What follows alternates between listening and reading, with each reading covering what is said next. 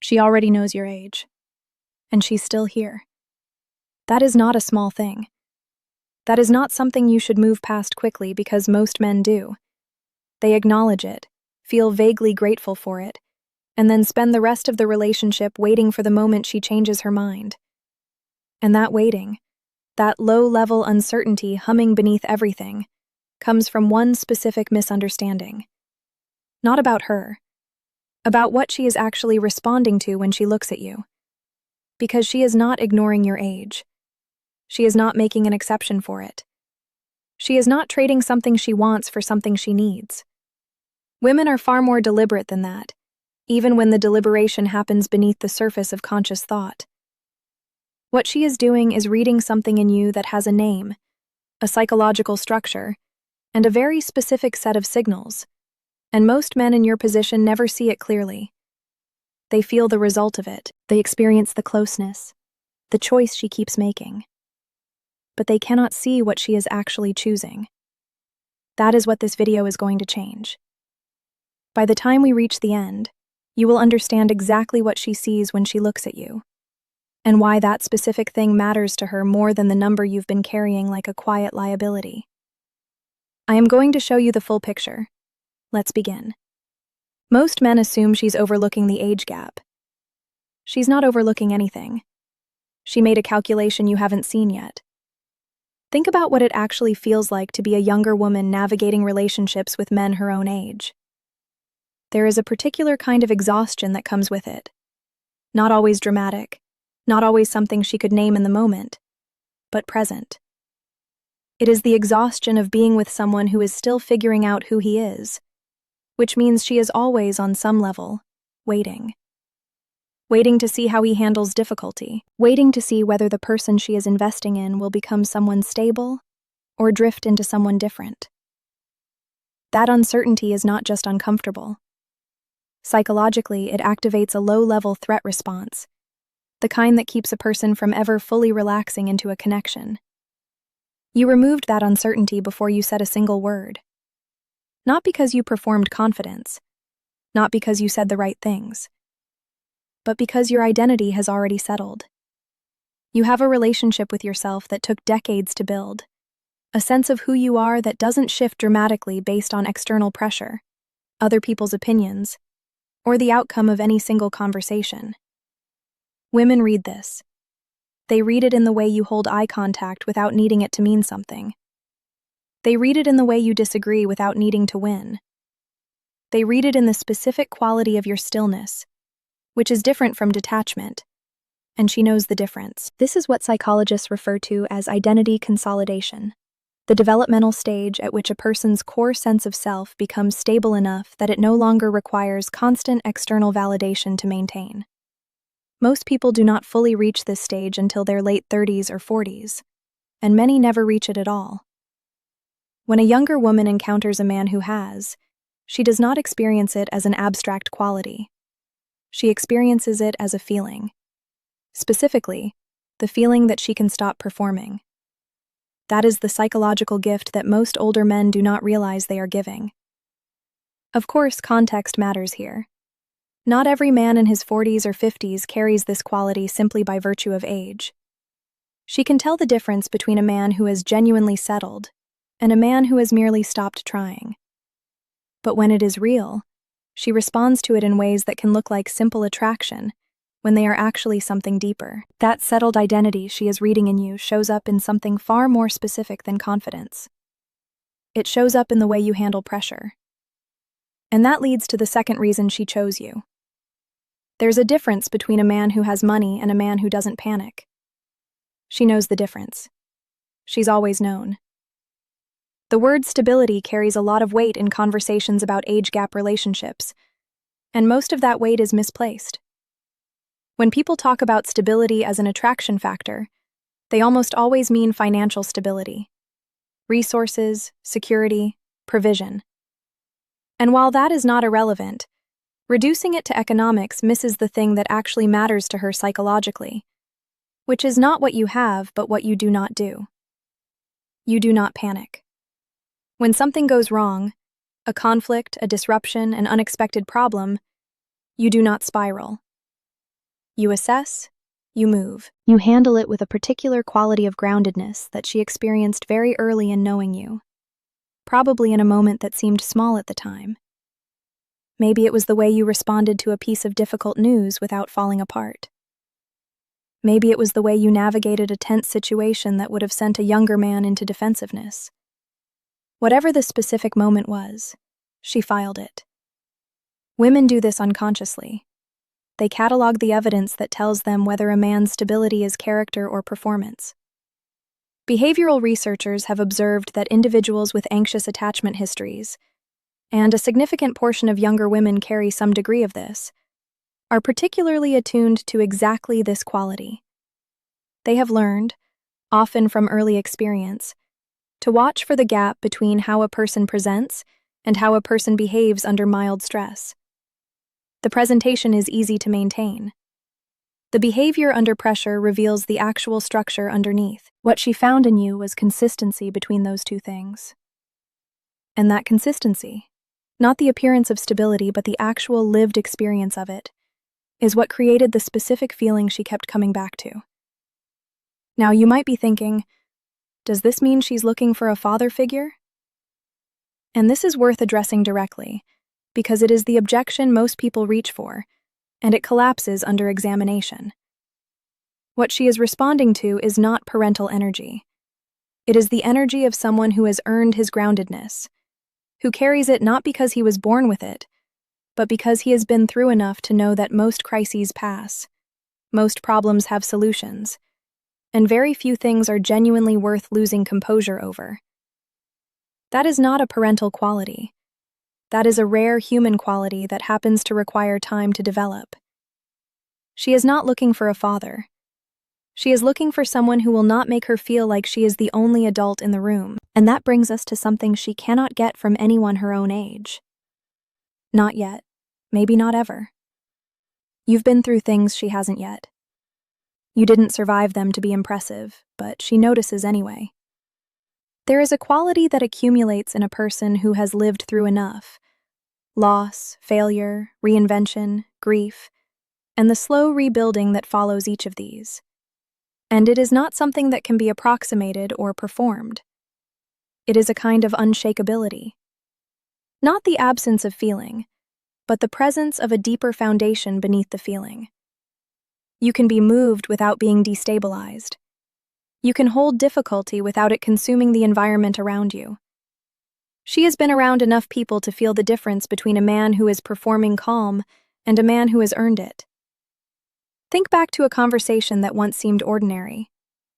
One where you walked away without realizing what had actually just happened. There is a good chance she was reading something in those moments, testing the texture of your response to something that carried mild pressure, cataloging whether your steadiness held, or whether it was conditional on everything going smoothly. This is what psychologists call earned security, as opposed to borrowed security, which is the temporary feeling of safety that comes from circumstances being favorable. Earned security is internal. It develops specifically through having navigated difficulty without being destroyed by it. And it communicates something to a woman on a register she may not be able to articulate, but absolutely responds to. The specific way this shows up in her experience of you is this: she feels slightly calmer in your presence than she does elsewhere. Not bored, calmer. As in, the background noise of worry that runs in most people's minds quiets somewhat when she is around you. She may not have identified this consciously, but it is why she keeps coming back to conversations with you, even when there is no specific agenda. Why she reaches out in moments of stress rather than only in moments of celebration. Why being with you feels different from being with people her own age in a way she finds difficult to explain to her friends. Of course, this quality is only visible in behavior, in real moments under mild or significant pressure. A man can be 60 years old and still panic, still deflect, still make his own discomfort the loudest thing in the room. Age is the opportunity for this quality, not the guarantee of it. But when it is genuinely present in you, it is something she has never encountered in the same form from someone her own age. Not because younger men are lesser, because this specific thing is built by time, and only by time. That unshakability she reads in you. She tests it. Not consciously, not manipulatively, but she does test it. And what she is watching for in those moments is the subject of the next chapter. She's not suspicious of you. She's confirming something. There's a difference, and most men miss it entirely. When a woman is genuinely interested in an older man, when she has already made an internal assessment that something significant is here, her behavior enters a phase that most men experience as confusing. She pushes slightly. She creates small moments of friction. She says something that invites a reaction, then watches the reaction with a quality of attention she does not always make obvious. And many men, particularly men who are already uncertain about the age gap, read this as instability or ambiguity and respond in ways that actually fail the test. There are 3 forms this testing most commonly takes. The first is an emotional reactivity test. She says something provocative, an opinion she holds strongly, a challenge to something you said, a slightly edged comment. And she watches whether you become defensive, dismissive, or simply stay yourself. She is not looking for agreement. She is looking for whether you can tolerate a moment of friction without the entire interaction shifting temperature. The second is an availability boundary test. She creates a scenario where your response will reveal whether you have a life and a sense of self outside of her, or whether you are orienting your entire existence around her attention. A man who immediately reshapes his schedule, his opinions, and his behavior to accommodate her sends a signal she does not consciously want to receive, that the groundedness she was attracted to was conditional on her approval. The third is a social pressure test. She introduces you to her world in some way. Friends, a casual group situation, a context where you are slightly outside your usual environment.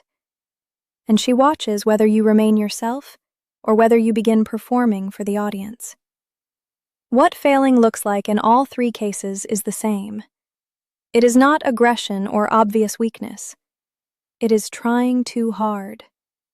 It is the subtle shift from being a person to managing her impression of you. She feels that shift immediately, and it produces the opposite of what you intended. Passing these tests does not require effort. It requires exactly what attracted her in the first place: the settled identity, the earned calm, the sense that you are the same person in every room. Once she has confirmed what she suspected, something shifts in how she relates to you. And that shift, that specific change in her behavior, is the most misread signal in these relationships. When she stops trying to impress you, that's not a warning sign. That's the signal you've been waiting for.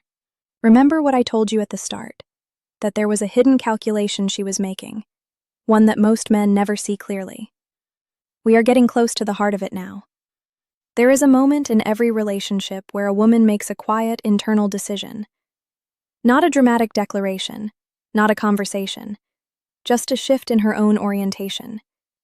She decides, beneath the level of words, that this is real, that she does not need to perform here, that she can be the less curated version of herself and the connection will hold. When this happens, her behavior changes in ways that look, to an anxious eye, like retreat. She stops laughing at everything you say. She tells you when something bothers her instead of managing it silently. She asks for things directly instead of hinting. She is occasionally quiet in your presence without filling the silence. She might even disagree with you in a way she never did in the early weeks, with a directness that surprises you. This is what attachment researchers call the transition from anxious presentation to secure relating, the shift from performing connection to actually inhabiting it. It only happens when a person feels genuinely safe. And genuine safety, for her, is not something you told her she had. It is something she concluded from accumulated evidence over time. The mistake most men make at this moment is interpreting the reduced performance as reduced interest. They become more attentive, more effortful, more anxious, and in doing so, they disturb exactly the environment that created the shift in the first place. She was relaxing into you, and now you are suddenly tense. What she needs at this moment is for you to remain unchanged, to receive her directness without interpreting it as a threat, to be in the quiet with her without rushing to fill it, to understand that the woman in front of you right now, less polished, more real, occasionally difficult, is offering you something that she does not offer casually or often. There is one more layer here, one that sits underneath all of the reasons we have covered, and it is the one most men in this situation never think to look for. It is also the most powerful. I have saved it for last deliberately. This one isn't in any article she's read about herself. She may not even have the words for it yet. But she feels it every time you're in the same room. There is something a younger woman experiences with an older man that has no clean name in popular conversation, and because it has no name, it goes unexamined. But it is often the deepest driver of her choice. She wants to be seen. Not in the surface way, not complimented, not admired, not desired, though those things are part of it. She wants to be seen with a fullness of attention that requires experience to produce. She is in the early chapters of her own becoming, discovering who she is, testing her own edges, developing capacities she cannot yet fully see in herself. And what she has found, perhaps for the first time, is a person who can see those things clearly. Not because you are older, because you have lived enough to recognize what you are looking at. You know what ambition looks like before it finds its direction. You know what intelligence looks like when it has not yet found its application. You know what emotional depth looks like in someone who has not yet learned to name it. You can see the shape of what she is building before she can see it herself. And when she feels that, when she feels genuinely witnessed by someone with the depth to witness accurately, it produces a loyalty that peer relationships almost never generate. This is what I would call witnessed becoming. The experience of being seen in the process of developing into yourself by someone whose vision is wide enough and steady enough to hold that picture without distortion. It is not about dependence. It is not about needing guidance or direction. It is about the specific relief of being around someone who does not need her to already be finished. Now, and I want to address this directly, you might be thinking, isn't this exactly what a father-daughter dynamic looks like? And I understand why the question arises. But there is a fundamental distinction that matters enormously here. A parent's gaze is invested. It carries expectation, projection, the parent's own hopes overlaid on the child's becoming. What she is responding to in you is something different. It is witnessing without agenda. You see her clearly because you are not trying to shape what she becomes. You are simply present enough, experienced enough, and settled enough to recognize what is already there. That quality, and this is what you must protect above everything else, requires you to remain genuinely curious about her. Not curious in the way of needing to understand her so you can feel secure. Curious in the way of someone who finds the process of another person's development genuinely interesting. The moment your attention becomes about managing her or holding her in place, the quality disappears. She will feel it disappear before she has words for why. This is the reason she chose you. Not any single one of these things in isolation, but the specific combination. Settled identity, earned stability, unshakable depth, clear-eyed witnessing, that only becomes possible after a life actually lived. She is not making an exception for your age. She is responding to what your age made possible. And that is not a small thing to carry. Everything we have covered in this video points toward a single, unified truth. The reasons a woman chooses a man 20 or 30 years older are not exceptions to female psychology. They are expressions of it. She is following the deepest logic of what she is wired to seek: genuine safety, real depth, and the specific experience of being fully seen.